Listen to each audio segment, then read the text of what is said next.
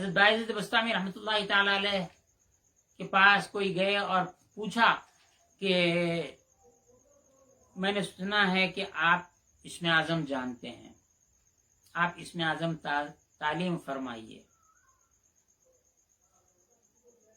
تو آپ نے ارشاد فرمایا کہ اپنے معدے کو حرام سے پاک کرو، پھر جو کچھ کرو وہ اسم اعظم ہے، جو کچھ کہو وہ اسم اعظم ہے، لقمہ حلال چاہیے۔ تو بات لقمہ پہ ٹکی ہے۔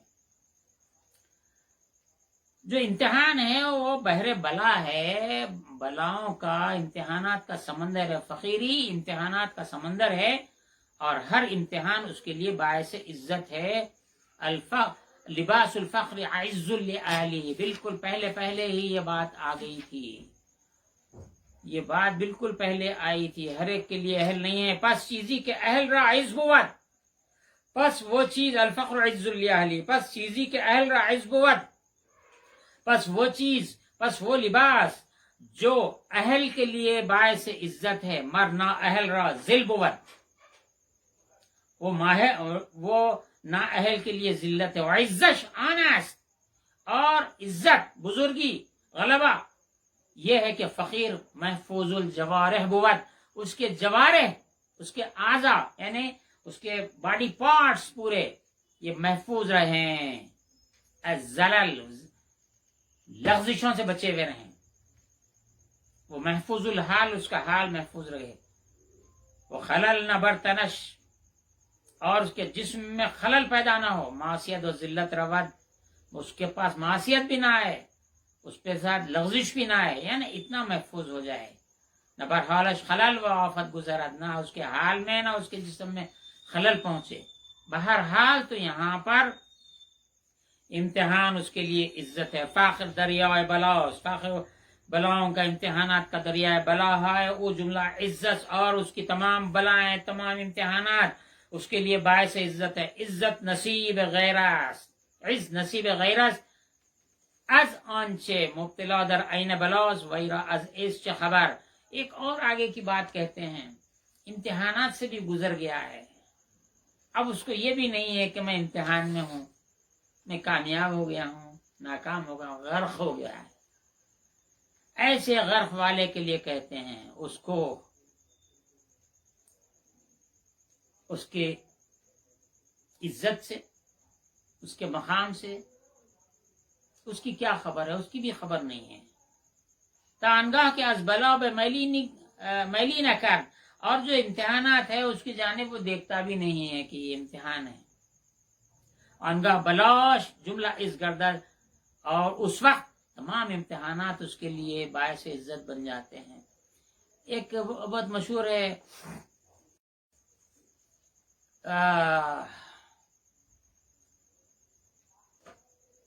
غالب کا ایک شعر ہے، مشکلیں اتنی پڑی مجھ پر کہ آسان ہو گئیں۔ کس کا خوگر ہوا انسان تو مٹ جاتا، غم کا خوگر ہوا تو مٹ جاتا ہے غم، لفظ بھول رہا ہوں میں۔ مشکلیں اتنی پڑی مجھ پر کہ آسان ہو گئی، یعنی اتنا امتحانات سے گزرا، اتنا امتحانات سے گزرا کہ اب امتحان باقی نہ رہا۔ یہ اس وقت اس کے لیے تمام کا تمام باعث عزت بن جائے۔ عزت جملہ وقت، وقت جملہ محبت، اور اس کی عزت سب کی سب یہ وقت بن جاتی ہے، یہ وقت ہو جاتا ہے، وقت جملہ محبت، اور اس کا وقت محبت بن جاتا ہے، وہ امتحانات کا خوگر ہو جاتا ہے، اور اس کا وقت جملہ محبت بن جاتا ہے، وہ محبتش، اور اس کی محبت جملہ مشاہدت، اور اس کی محبت جملہ مشاہدہ بن جاتا ہے۔ اتنا گھر جاتا ہے کہ اس کو شعور ہی باقی نہیں رہتا، وہ سب مشاہدے میں غرق ہو جاتا ہے۔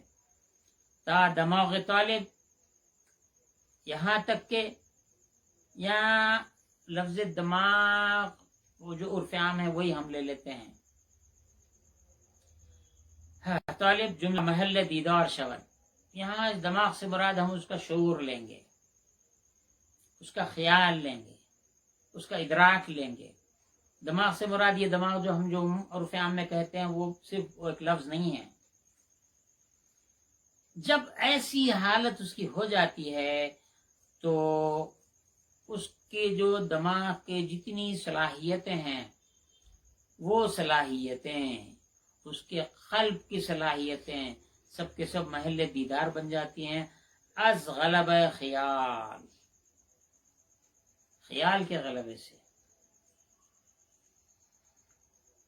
وہ خیال ایک قوت ہے، ایک صلاحیت ہے انسان کی جو ہم کہہ سکتے ہیں جو چھپی ہوئی ہے، جیسے ارادہ چھپا ہوا ہے، کلام زبان کے اندر چھپا ہوا ہے، سماعت کانوں کے اندر کہاں چھپا ہوا ہے، سماعت آنکھوں میں چھپی ہوئی، سب پوشیدہ قوتیں ہیں یہ۔ اسی طرح ارادہ ہے، خیال بھی ہے، قدرت ہے، یہ سب چھپی ہوئی چیزیں ہیں۔ تو غلبہ خیال تا بی دیدے بینندے گردد، جب یہ حال میں پہنچ جاتا ہے بے دیدے، بغیر آنکھ کے دیکھنے والا بن جاتا ہے، وہ بی گوش اور بغیر کانوں کے شنوندے سننے والا بن جاتا ہے، بس عزیز بندے بادشاہ وہ اللہ کا عزیز مقرب قریب ترین بندہ بن جاتا ہے کہ بار بلا دوست کشاد، بلا کا بوجھ، امتحان کا بوجھ دوست اٹھاتا ہے۔ میں یہاں ٹھہر کے اگر یاد دلاؤں، انا عرضنا الامانة على السماوات والارض فابين ان يحملنها واشفقن منها وحملها الانسان، اللہ نے اپنی امانت کو آسمان اور زمین پیش کیا، یعنی آسمان اور زمین کی تمام مخلوقات پہ پیش کیا۔ آپ آسمان سے مراد آسمان بھی لے سکتے ہیں، وہاں کی مخلوقات بھی لے سکتے ہیں، زمین سے مراد زمین کی مخلوقات بھی لے سکتے ہیں اور زمین بھی لے سکتے ہیں، اور اس میں جو کچھ اشیاء ہیں وہ بھی لے سکتے ہیں، لیکن یہاں پر مخلوقات ہی لیجیے کیونکہ انسان ہیں، ہم اٹھا لیے۔ کہتے ہیں بار بلا دوست کشاد، دوست اس کا بلا کا بوجھ اٹھاتا ہے، امتحان کا بوجھ اٹھاتا ہے، اور بلا عزی بے حقیقت است، اور امتحان حقیقی ایک حقیقت ہے جو باعث عزت ہے، وہ نعمہ اور نعمتیں ذلی بر حقیقت۔ یہ جملہ بہت ہی کمپلیکس ہے، میں اس پہ سوچتا رہا، سمجھانے میں دشواری ہوتی ہے، میں کیا کروں، میں مجبور ہوں، بات کو سمجھانا میرے لیے مشکل ہے، لیکن کوشش تو کر رہے ہیں۔ بعض چیزیں پریشان کن ہو جاتی ہیں، حضرت کے منشے تک ہم کو پہنچنے میں دشواری ہو جاتی ہے۔